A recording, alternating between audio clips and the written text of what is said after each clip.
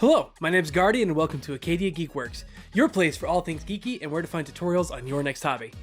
Today we're going to be talking about something that's gained a lot of traction in the last few years. We're going to be talking about how to get started in Dungeons & Dragons.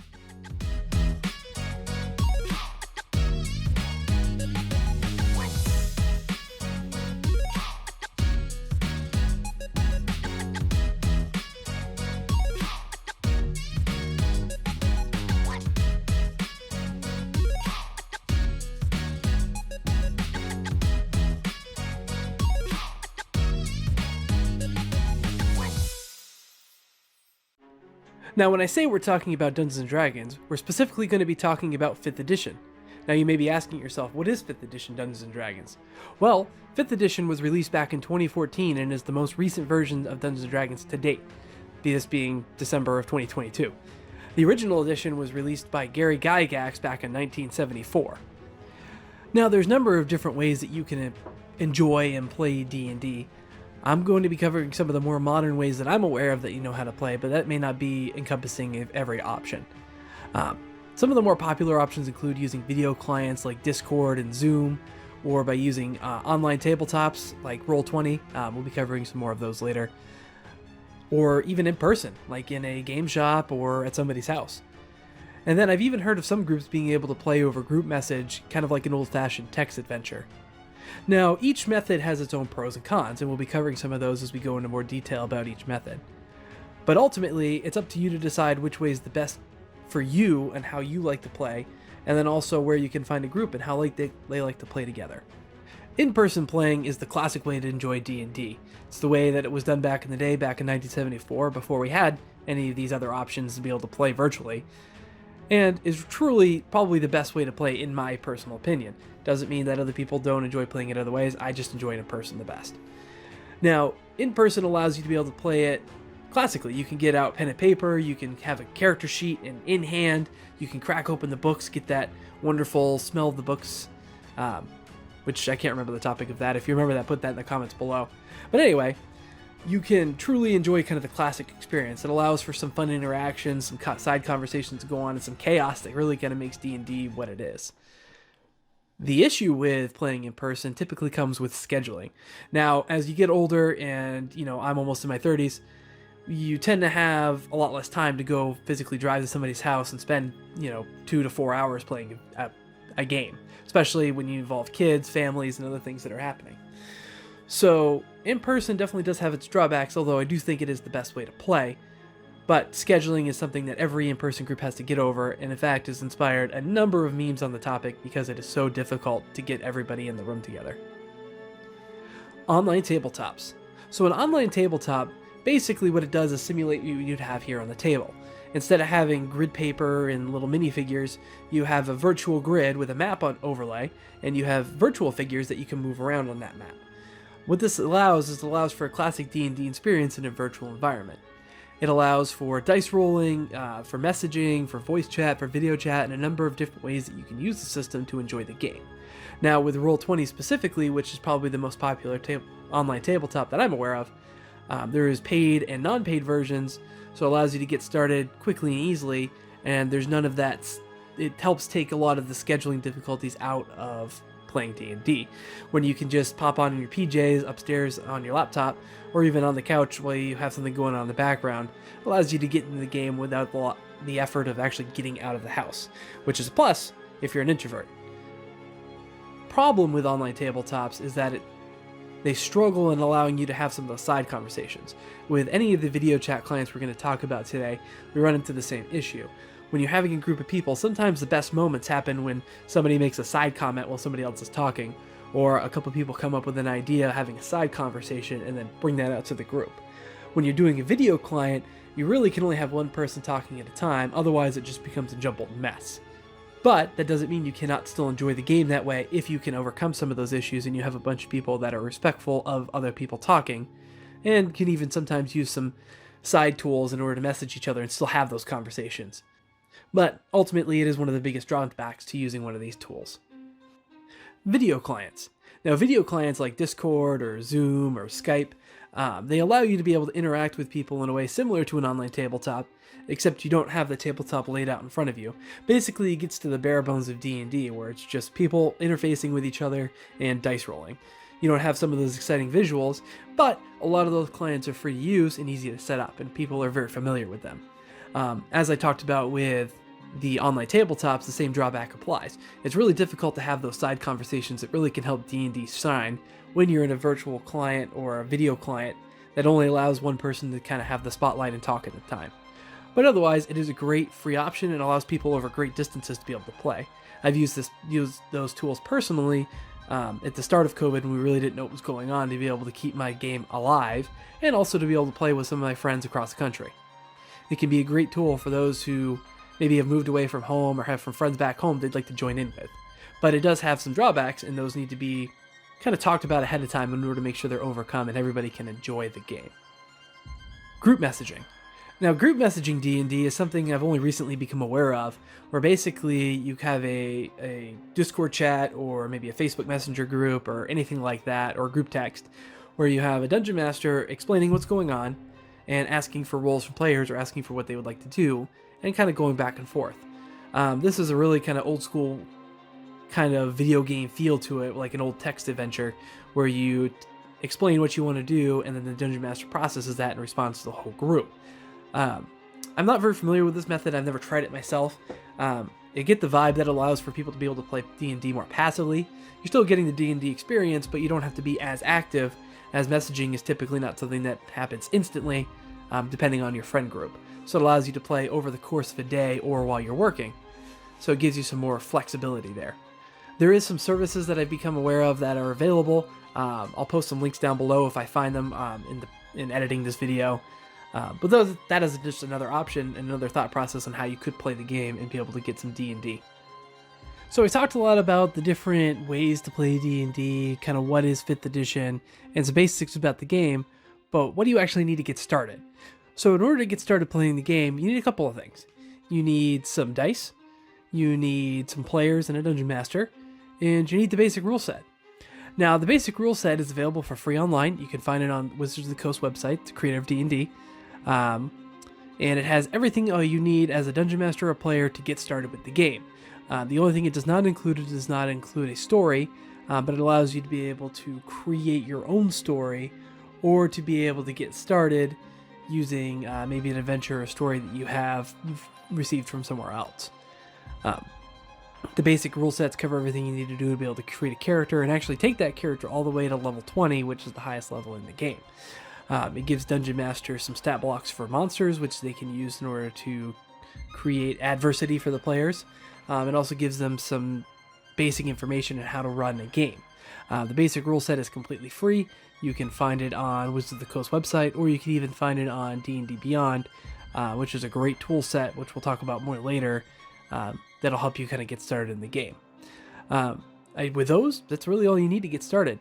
It doesn't take much to get started playing D&D. The hardest part is really just determining somebody to be the dungeon master. Tool sets. So we're going to talk about what systems are available to help you create a character and how to get started using the game. Rather, if you want to use pen and paper and the character sheets included in the basic rule sets available for free, or if you want to use applications that are available on your phone or some virtual tool sets that are available online, there's a number of great ways to get started playing the game. My personal favorite is D&D Beyond. D&D Beyond was a secondary source. It is now owned by Wizards of the Coast, which make D&D, and it's a virtual tool set to help you get started playing the game. It is 100% free. It includes the basic rule sets for free on there as well, so it's another way to be able to access that set of rules. And it allows you to have an easy way to create characters and get going in the game without having to get too much into the weeds of the rules and how to build a character, which I find is probably the hardest part about teaching somebody how to play the game, is just learning how to create a character. This tool set really makes it really easy to be able to create a character, to be able to manage your inventory, and be able to level up with little to no effort. It also has some great tools for dungeon masters to be able to create combat encounters, to be able to track the information of their players, to set up campaigns, and all of that is 100% free. It's great. There is some paid options. There's some subscriptions that allow you to build more than 6 characters. There's ways that you can share the content that you purchase in the site with your players or with other people. And it's overall just a great tool set. There's a reason since Wizards of the Coast brought them into the fold and turned them into a proprietary tool set rather than a secondary source. Another great tool set is Roll20. Roll20, we talked about, is a virtual tabletop. It allows you to be able to play the game in a virtual way that feels traditional. And built into that system, there is dice rollers, there's character sheets, and everything all that built in. Now, personally, I have not built a character in Roll20. I've used it as a virtual tabletop solely, but I haven't actually purchased any of the books through the system or used it to build characters.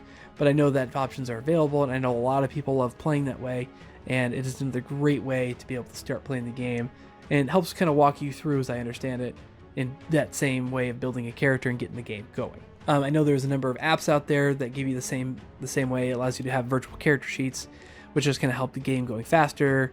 There's virtual encounter builders, there's dice rollers, there's so many options out there. You just type Dungeons & Dragons in Google and you'll get 1,000 different hits. Any of those options is great. Although I highly recommend using D&D Beyond or the basic rule set to get the traditional feel, or to help just kind of get you going that much faster and being able to start playing the game without having to do a lot of reading, which can sometimes be daunting when you're just trying to try a new game. You don't want to read through 20 pages of rules in order to start playing a game. You just want to get going. And when you're doing this on your own for the first time, these are some great resources to help you get going without having to sit down and dedicate a couple hours of your life to just reading the rule set. Those you can learn as you play the game and dig into more D&D related content, be able to learn kind of passively in that way, which I feel is probably the best way to learn. So, tabletop role-playing game. What is that? What do I mean by that? A tabletop role-playing game, essentially at the heart, is a group storytelling experience. You create a character using the rule set, you have attributes associated with that character, and you give them a personality. Rather, you're basing them off one of your favorite characters from fiction, rather it be movies, TVs, books, or something you created entirely on your own. And you're playing the game and you're approaching situations as that character and how they would. That being said, you can also just play a character as yourself. If you were to find yourself in a fantasy setting, how would you handle this situation? There's no really wrong way to role play a character. The idea is that you're handling these situations in a way that you're just kind of getting into character and you're becoming the antagonist of a story. A tabletop role-playing game is typically played using a dungeon master and then players, although some different rule sets other than D&D do have ways that everybody can be players, just kind of depends. But the heart of the game is the same. It's a group storytelling experience where you're presented with encounters or set of challenges and you handle them as you would as that character. There's really no wrong way to play a tabletop role-playing game, and it's really what you make out of it. Some people get into it heavy for the role-playing, some people get heavy into it for the combat, and some people just want to gain everything they can out of the rule system to build the toughest character possible so they can one-shot anything they come across, which is another inspiration for a number of memes that exist out there.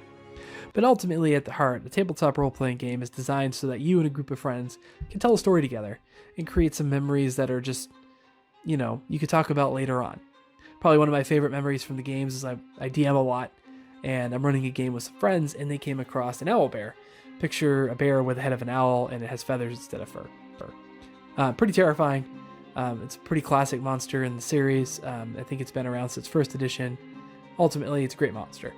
But when encountering one, the players decided to kill it and then skin it.